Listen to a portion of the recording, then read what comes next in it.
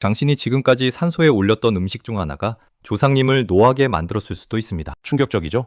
실제로 많은 분들이 모르고 금기 음식을 올리고 있거든요. 오늘 이 영상에서 절대 산소에 가져가면 안 되는 음식들을 전부 알려드리겠습니다. 영상 시청 전 구독과 좋아요 꼭 부탁드립니다. 우리나라는 예로부터 조상을 섬기는 문화가 깊습니다. 명절마다 기일마다 산소를 찾아 성묘하고 제사를 지내죠. 그런데 이 중요한 의식에 올리는 음식에도 엄격한 규칙이 있다는 사실 알고 계셨나요? 조상님께 올리는 음식은 단순한 먹거리가 아닙니다. 정성과 예의를 담은 제물이에요. 그래서 아무 음식이나 올려서는 안 되는 겁니다. 잘못된 음식을 올리면 오히려 불경스러운 행동이 될 수 있거든요. 지금부터 하나씩 자세히 알려드릴게요. 첫 번째 음식부터 놀라실 수도 있습니다. 첫 번째, 복숭아입니다. 이게 왜 안 되는지 아시나요? 복숭아는 예로부터 귀신을 쫓는 과일로 알려져 있습니다. 도교에서는 복숭아 나무가 벽사의 힘을 가졌다고 믿었죠. 귀신이 복숭아를 무서워한다는 전설이 수천 년 전부터 전해 내려왔습니다. 그래서 복숭아를 산소에 올리면 조상님의 영혼을 쫓아내는 격이 됩니다. 아무리 맛있고 좋은 복숭아라도 절대 올려서는 안 돼요. 제사상에도 마찬가지입니다. 복숭아만큼은 피하셔야 합니다. 실제로 어르신들 사이에서는 복숭아를 제사상에 올리면 집안에 우환이 생긴다는 이야기가 있습니다. 미신이라고 치부할 수도 있지만 수백 년간 지켜온 금기에는 이유가 있는 법이죠. 복숭아뿐만 아니라 복숭아로 만든 가공식품도 피하셔야 합니다. 복숭아 통조림, 복숭아 주스, 복숭아가 들어간 떡이나 과자 모두 해당됩니다. 성분표를 꼭 확인하세요. 두 번째, 고춧가루와 마늘입니다. 이건 조금 의외일 수 있어요. 우리 음식에 빠지지 않는 재료잖아요. 김치에도 들어가고 찌개에도 들어가고. 하지만 제사 음식과 산소에 올리는 음식에는 절대 넣으면 안 됩니다. 왜냐하면 고춧가루와 마늘은 강한 향으로 귀신을 쫓는다고 알려져 있거든요. 마늘의 경우 서양에서도 뱀파이어를 쫓는다고 하잖아요. 동서양을 막론하고 강한 향이 악령을 물리친다는 믿음이 있었던 겁니다.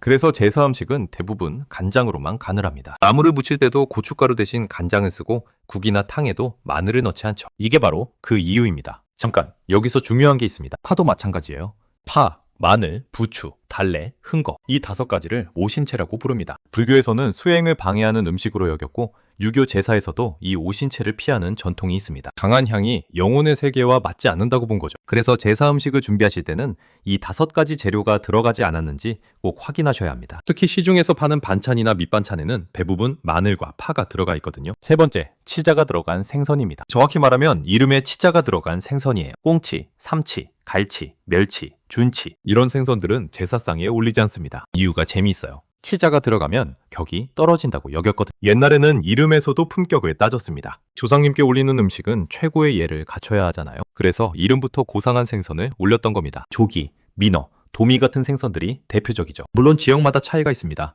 일부 지역에서는 삼치를 올리기도 해요. 하지만 전통적으로는 피하는 게 맞습니다. 어르신들께 확인해 보시면 대부분 이 원칙을 지키고 계실 거예요. 네 번째, 비늘 없는 생선입니다. 장어, 미꾸라지, 메기, 가물치 이런 생선들은 비늘이 없죠. 비늘 없는 생선은 제사상에 올리지 않는 전통이 있습니다. 이유는 여러 가지가 있는데요.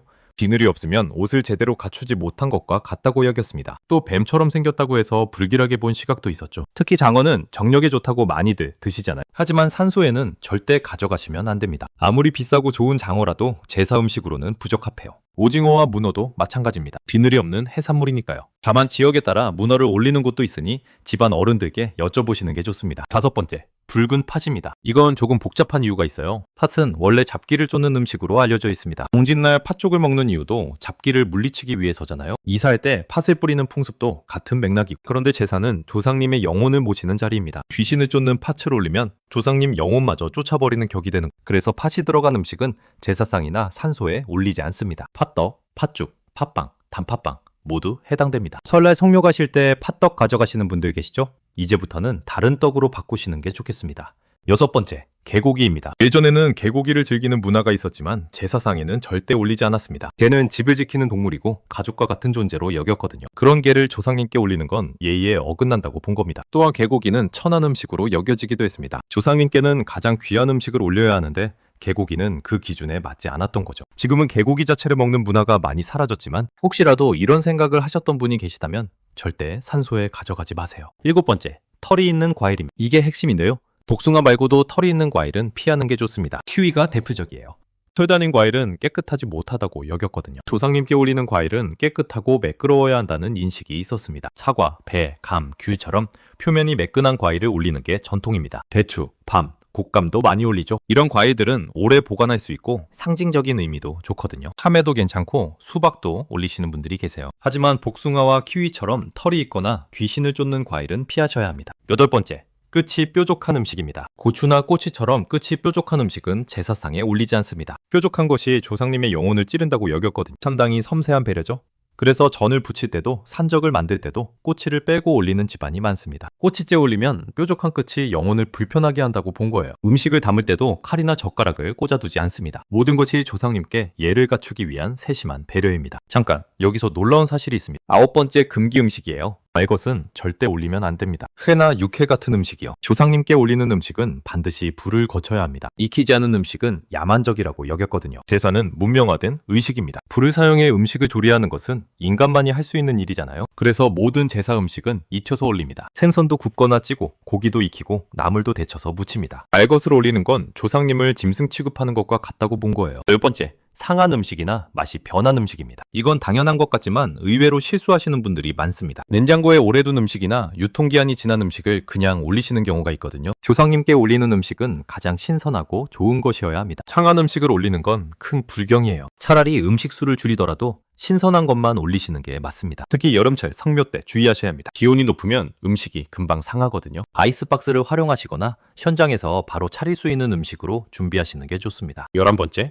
화려한 색소가 들어간 음식입니다. 인공 색소가 들어간 과자나 음료, 케이크 같은 것들이요. 전통적으로 제사 음식은 자연 그대로의 색을 중시했습니다. 빨강, 파랑, 노랑. 인공 색소가 들어간 음식은 적합하지 않아. 요즘 어린아이들이 좋아하는 형형색색의 과자나 사탕을 올리시는 분들이 계시더라고요. 마음은 이해하지만 전통 예법에는 맞지 않습니다. 자연에서 얻은 색, 즉 과일의 자연스러운 색이나 음식 본연의 색을 가진 것들로 준비하시는 게 좋습니다. 12번째, 외국 음식입니다. 피자, 햄버거, 스파게티 같은 서양 음식은 제사상에 올리지 않습니다. 조상님들이 드셔보지 못한 음식이니까요. 생전에 즐기시던 음식을 올리는 게 원칙입니다. 물론 시대가 변하고 있고 돌아가신 분이 생전에 좋아하셨다면 올릴 수도 있다는 의견도 있습니다. 하지만 전통 제사에서는 한국 음식을 올리는 게 맞아요. 햄이나 소시지, 치즈 같은 가공식품도 마찬가지입니다. 전통 방식으로 만든 한국 음식으로 정성을 표현하시는 게 좋겠습니다. 자, 이제 올려도 되는 음식에 대해서도 말씀드릴게요. 조기, 민어, 도미 같은 비늘 있는 생선은 좋습니다. 이 생선들은 격이 높다고 여겨졌거든요. 특히 조기는 조상님을 기린다는 의미로 해석되어 많이 올립니다. 소고기와 돼지고기도 적합합니다. 적이나 산적,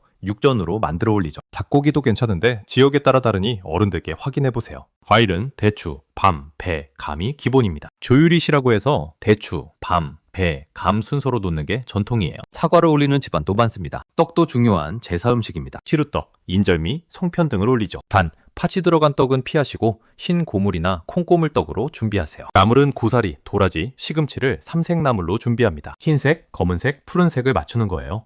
마늘과 파를 넣지 않고 간장으로만 간을 해서 무칩니다. 전도 빠지지 않죠. 동태전, 육전, 호박전, 두부전 등을 준비합니다. 기름에 붙여서 올리는 게 기본이에요. 여기서 지역별 차이도 알아두시면 좋습니다. 경상도에서는 문어를 올리는 집안이 많습니다. 문어가 비늘이 없어서 안 된다는 원칙에 예외가 되는 거죠. 오래전부터 내려온 가풍이니까요. 전라도에서는 홍어를 올리기도 합니다. 삭힌 홍어가 그 지역 특산물이니까요. 조상님이 생전에 즐기셨다면 올리는 거예요. 제주도에서는 돼지고기를 중시합니다. 돈배고기라고 해서 삶은 돼지고기를 많이 올리 지역 문화와 전통을 존중하는 게 중요합니다. 결국 가장 중요한 건 집안 어른들의 말씀입니다. 제사법은 집안마다 다르거든요. 시어머니나 시아버지 혹은 종갓집 어른들께 여쭤보시는 게 가장 정확해요. 산소에 가실 때 음식 담는 그릇도 신경 쓰셔야 합니다. 플라스틱 그릇보다는 사기 그릇이나 유기 그릇이 좋습니다. 일회용 그릇을 쓰시는 분들도 계시는데 가능하면 제대로 된 그릇에 담아가시는 게 예의입니다. 그릇은 깨끗이 씻어서 준비하시고 깨지거나 이가 나간 그릇은 피하세요. 흠이 있는 그릇에 담은 음식은 조상님께 불경스럽다고 여겼거든요. 음식을 놓는 위치도 정해져 있습니다. 동쪽에 과일, 서쪽에 포와 식혜를 놓습니다. 조유리시라고 해서 대추, 밤, 배, 감 순서로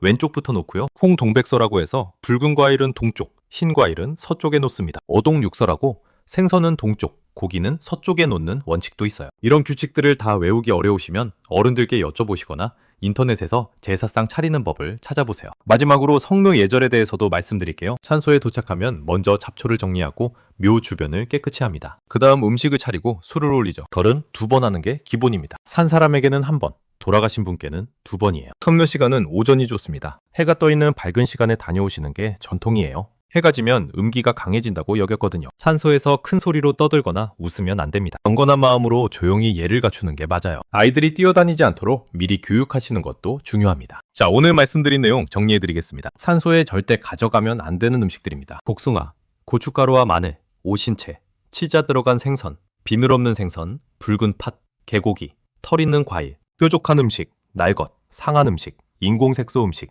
외국 음식. 이 정도만 기억하셔도 실수하지 않으실 겁니다. 중요한 건 정성입니다. 비싸고 화려한 음식보다 정성껏 준비한 음식이 조상님께 더 기쁨이 됩니다. 금기 음식만 피하시고 마음을 담아 준비하시면 그걸로 충분해요. 이번 성묘 때는 오늘 알려드린 내용 꼭 기억하시고 다녀오세요. 조상님들도 분명 기뻐하실 겁니다. 여기까지 산소에 가져가면 안 되는 음식에 대해 알아봤습니다. 도움이 되셨다면 주변 분들께도 공유해주세요.